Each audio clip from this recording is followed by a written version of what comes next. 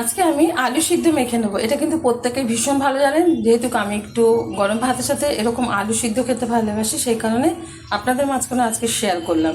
আমি এটা একটা আলু ভাতে সিদ্ধ করে নিয়েছি, আর খোসা সমেত কিন্তু আলুটা দিলে তার বেশি স্বাদ হয়, কারণ অনেকেই কিন্তু খোসা ফেলে তারপরে সিদ্ধ করে নেয়। আলুর আঠাটা যদি ভিতরে থেকে যায় তাতে বেশি টেস্ট হয়।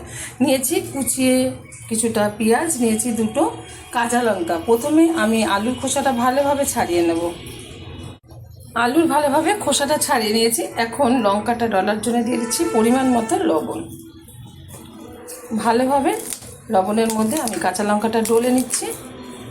এটা কিন্তু আপনারা শুকনো লঙ্কা দিয়েও খেতে পারেন, তবে এক একটা আলু মাখার এক এক রকম স্বাদ লঙ্কা দিয়ে।